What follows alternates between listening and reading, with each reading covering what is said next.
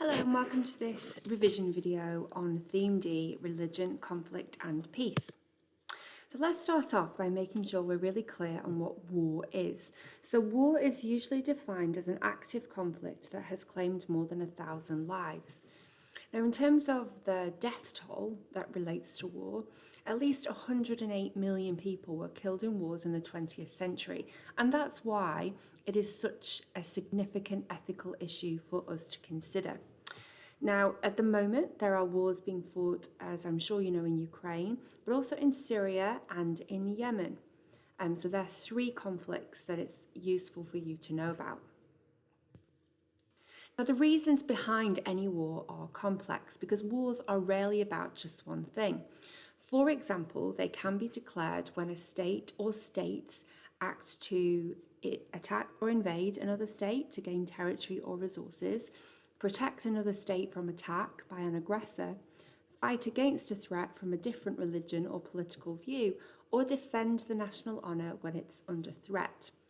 Now, as well as wars between different states or different countries, war can also occur within a country between organised groups, and this is known as a civil war. Sometimes wars are fought in the name of religion, but there may be other equally important reasons for the war, and sometimes religion is confused with political views. War causes tension that can lead people to pay more attention to the differences between them, such as their different religious beliefs, even if these beliefs have nothing to do with why the war was started or why it's being fought in the first place. Now, in terms of the Christian teachings about war, in the Old Testament part of the Bible, so the first part of the Bible, which is before the time of Jesus, people are actually sometimes commanded by God to go to war. So the prophet Joel tells people that God wants them to go and fight. The words state, "Prepare for war, rouse the warriors, let all the fighting men draw near and attack." And it also states in the Old Testament that the Lord is a warrior, which implies that God would not be against war. In the book of Ecclesiastes, in that first bit of the Bible, it's also written, there is a time for killing and a time for healing, a time for love and a time for hate, a time for war and a time for peace, which again suggests that war can sometimes be the right thing to do. Now, here is an interesting piece of art called In the Image of Man. And this piece was painted just after the Second World War. As you can probably see, it presents quite a negative view of war. The painting reflects on the Bible teaching that God created humans in his image and shows that perhaps we're determined to destroy ourselves through war and to reject God and the sacrifice that Christians believe Jesus made on the cross. Now, as well as there being several religious teachings, particularly in the first part of the Bible, that can be used in support of war, there are also many religious teachings that Christians would use to argue against war. So first and foremost, Jesus himself taught a message of love and peace. And so many Christians are against war for that reason. They're against the use of violence and they prefer to work for peaceful solutions. Some of Jesus' most important teachings that connect to war and peace are, "Blessed are the peacemakers, for they will be called children of God." And "You have heard it said, love your neighbour and hate your enemy. But I tell you, love your enemy and pray for those who persecute you." Both of these very famous teachings can be used to suggest that peace, to not have enemies and to love are really the ideal as far as Jesus was concerned. We also have this really interesting quote from the book of Micah, which states, "They shall beat their swords into plowshares and their spear into pruning hooks. Nations shall not lift up sword against nation, neither shall they learn war anymore." And this quote seems to suggest that in the future, peace rather than violence should be the ideal goal. Now, an important concept in Christianity that connects to war is what's known as the just war theory. Now, it really stems from Jesus' teaching. Okay, so Jesus taught so much about peace that many Christians believe that there are only some very few situations where war or violence could be justified. And so this teaching, which comes from the writing of St. Thomas Aquinas, basically sums up when a war could be just or right, given that Jesus taught so much about peace. And there are 6 main principles that St. Thomas Aquinas came up with, which are just useful and helpful for us to know if we're talking about the ethics of whether war is right or wrong. So firstly, according to the just war theory, if a war is to be just or right, it must only be controlled or started by the authority of a state or a ruler. Secondly, there must be a just cause or a right reason for going to war. In other words, those who are being attacked must deserve it. Thirdly, the war must be fought to bring good or avoid evil. And fourthly, the war must be a last resort. So other things like peaceful talks, diplomacy must have been tried first. Fifthly, there must be proportionality in the way the war is fought, meaning that innocent people who are not soldiers, so civilians, should not be killed. And it also means that only enough force as is required for victory should be used. And the last principle of the just war theory is that the good gained by victory must be greater than the evil that caused the war. Now, in terms of Islamic teachings about war, the first quotation we have from the Quran states, "Fight in the way of God with those who fight with you, but do not exceed the limits." Now, this teaching shows that war is acceptable in the case of self-defense, as long as the amount of force used is not excessive. Hence, the second part of the quotation, "Do not exceed the limits." A second quotation from the Quran that's useful is, "Permission to fight is given to those against whom war is made." So again, this teaching suggests that war is acceptable to God if it is being carried out in self-defense. So permission to fight is given if war is being made with you, so if you're being attacked. Now, in Islam, there's also the concept of holy war. And holy war is a war that's fought in the name of God. It's often connected with the concept of jihad, and specifically with what's known as lesser jihad. Now, in the Quran, it states, fight in the cause of Allah those who fight you, but do not transgress limits. If they cease, let there be no hostility. And so the most important part of that quotation in terms of holy war is at the start, where it says, "Fight in the cause of God." In other words, it's justified, it's right to go to war, to fight, to defend God. Again, though, we have this idea of not transgressing limits, so not using excessive force. And to finish the quote, it says, "If they cease, let there be no hostility." In other words, as soon as the opposition stop fighting, as soon as you're not defending yourself and defending God, then war is no longer accepted. There's also some really strong religious teaching about peace in Islam. Remember that the word Islam literally means submission. It literally means peace in Arabic.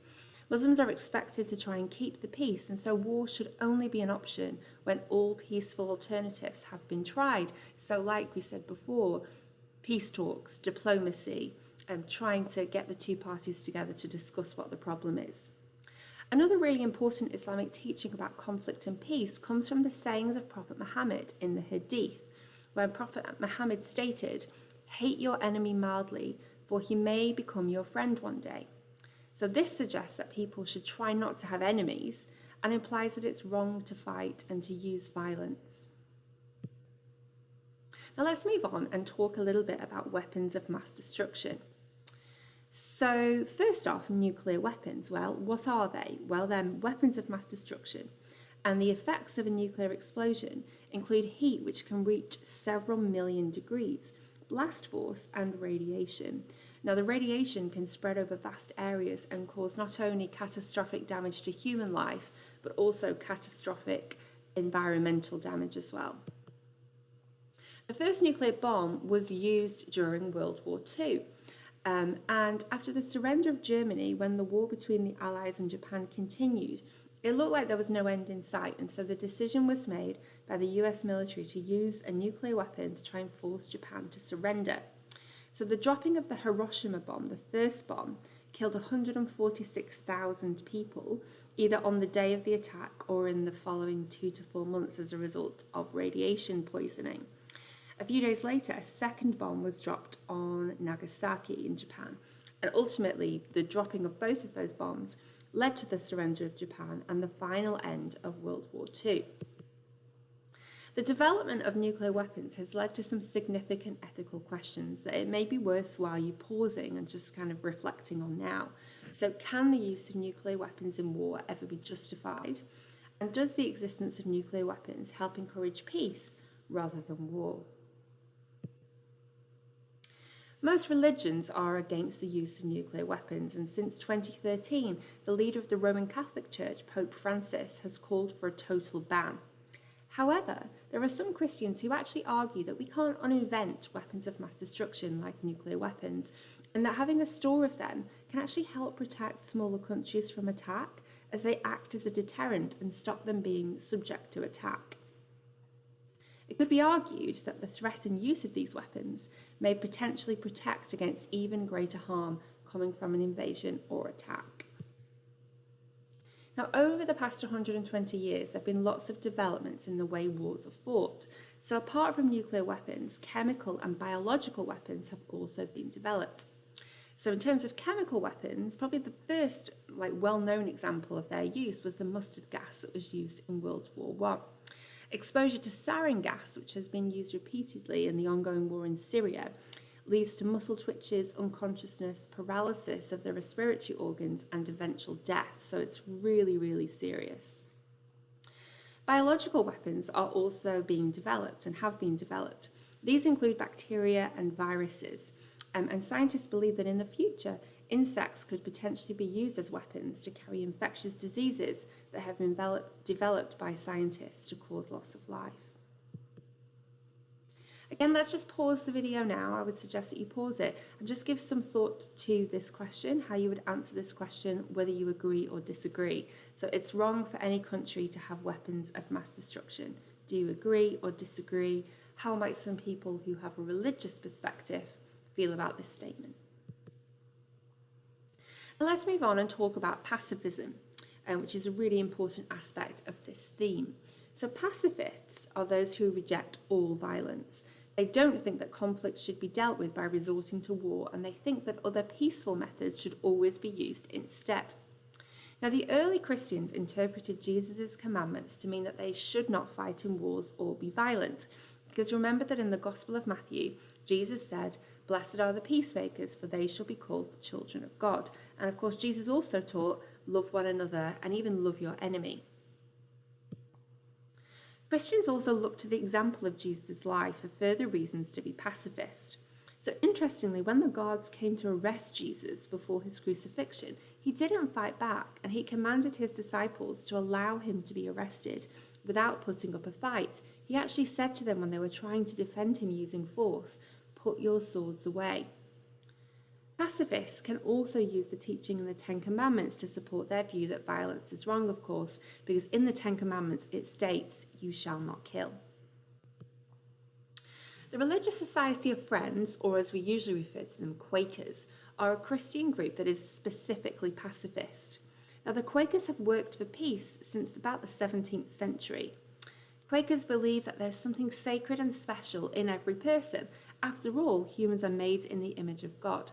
And so they believe that violence should always be avoided. Now, Quakers have actually put their beliefs into practice because they have refused to take part in wars, even during World War I and World War II, when there was conscription and people were made to join the armed forces. They actually became conscientious objectors. So they objected to the war on the basis of their conscience, on their religious belief. So in 1947, Quakers in Britain and the USA actually won the Nobel Peace Prize for their work helping victims of conflict in Germany, Europe, and Asia after World War II. They helped by providing food and helping to rebuild areas that had been badly damaged in the war. During both World War I and II, although Quakers refused to fight, they often took other roles. So they were ambulance drivers, they were medics, and they tried to support the soldiers in that way. Now, how do religious organisations today help people in places where there is war? So Islamic Relief are doing a really great job over in the Yemen. There's been an ongoing conflict there for many years, which sadly isn't being widely reported anymore in the press. One of the big issues in the Yemen is that already the people there were really poor. Okay, there was already a problem with poverty before the war broke out.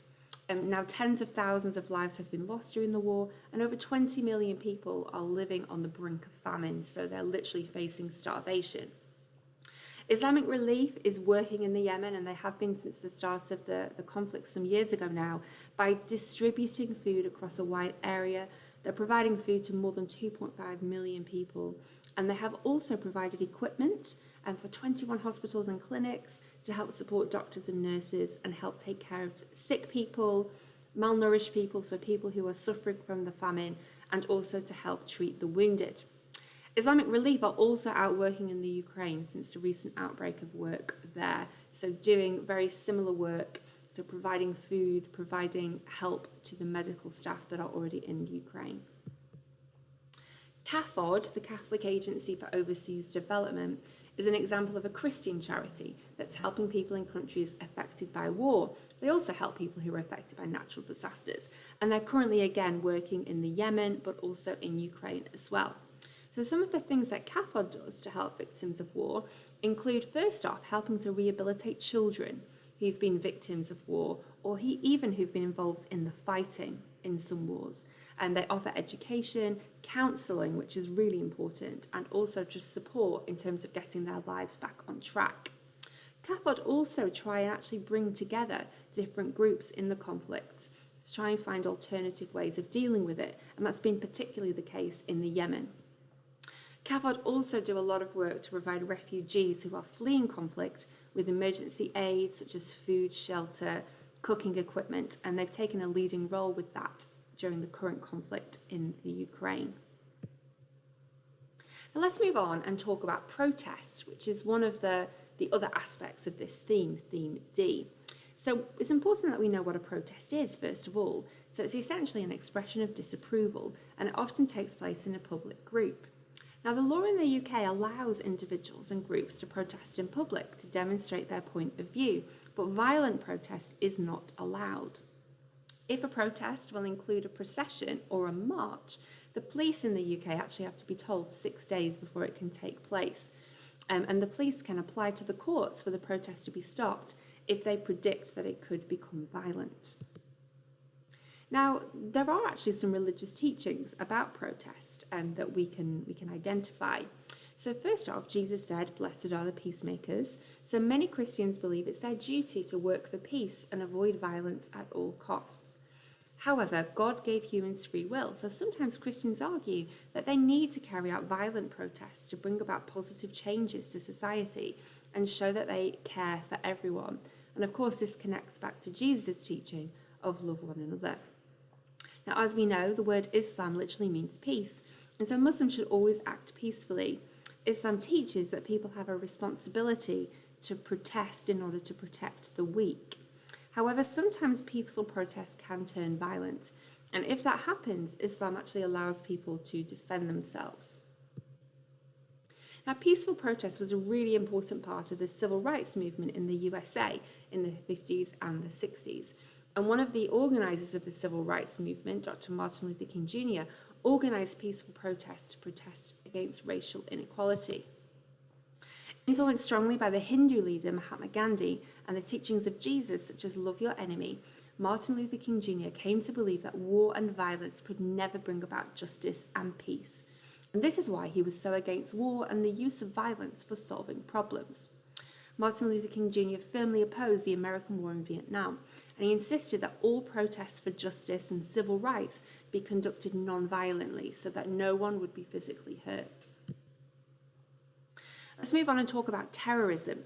So terrorism is defined as the unlawful use of violence, usually against innocent civilians, to achieve a political goal. So terrorism is a form of violent protest with the use of terror. And acts of terrorism can include suicide bombings, car bombings, bombing buildings, and shooting randomly into crowds of people. The terrorists believe that by killing people, they'll raise awareness of what they're protesting about, and that they can scare people and governments into doing what they want. Terrorists may associate their causes with religions such as Christianity and Islam, but no religion promotes terrorism. As we've seen, both Christianity and Islam believe in peace, and so they argue that targeting innocent people to attack is wrong, and that there are alternatives if you want to have your voice heard. There are some key religious teachings that we can use against terrorism. So as we know, Jesus said, "Love your enemy and blessed are the peacemakers." And the word Islam literally means peace. In the Quran it states, "To those against whom war is made, permission is given to fight." That means that using violence is only allowed if it's in self-defense. So to carry out a terrorist attack on people when you aren't defending yourself is obviously wrong. In the Quran it also states, "Whoever takes a life, unless as a punishment for murder or mischief in the land, it will be as if they have killed all of humanity," which is clearly against the use of violence in terrorism. So why do terrorists carry out attacks? Well, there are many reasons terrorists give to explain their actions, but some common reasons are that they're fighting against injustice and inequality, they're fighting against poverty, they're fighting to be able to express their religious beliefs, and they're fighting to right a wrong that has been done to them.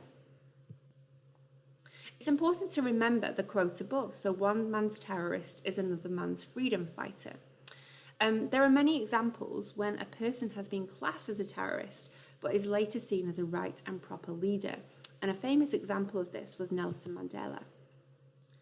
Okay, forgiveness and reconciliation, really important both for this theme and also for theme E. So it's really important that we have a really good grounding and understanding of religious teachings about forgiveness and reconciliation.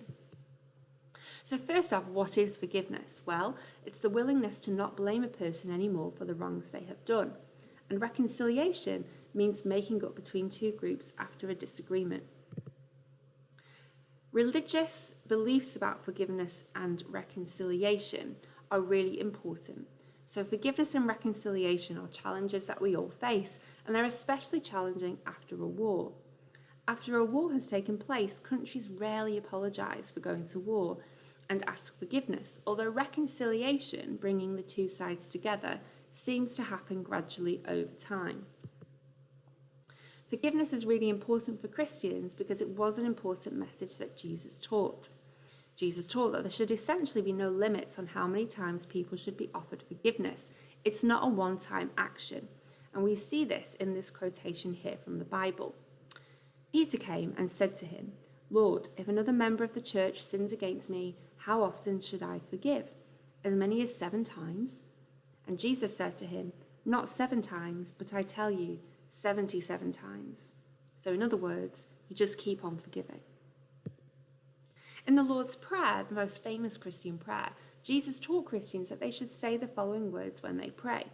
And those are the words from the Lord's Prayer. You can see in the middle, and there's the bit in bold, "Forgive us our trespasses, as we forgive those who trespass against us." So forgiveness is a really important part of the Lord's Prayer. It's a really important part of Jesus' teaching, and it's a really important part of what it means to be a Christian. There are also some really strong Islamic teachings about forgiveness that are found in the Quran. Islam teaches that no person is perfect because, after all, only God is perfect. And so everyone is capable of doing wrong, and everybody will have times in their life where they need forgiveness and they deserve to be forgiven. In the Quran, it states, "O you who have believed, indeed among your spouses and your children are enemies to you, so beware of them. But if you pardon and overlook and forgive, then indeed Allah is forgiving and merciful." So God forgives, God is merciful, and you should also pardon, forgive yourself. And a second quotation from the Quran states, "Whatever strikes you of disaster, it is what your hands have earned, but He pardons much." In other words, again, it's very important for people to pardon and to forgive, and that is connected with the forgiveness of God.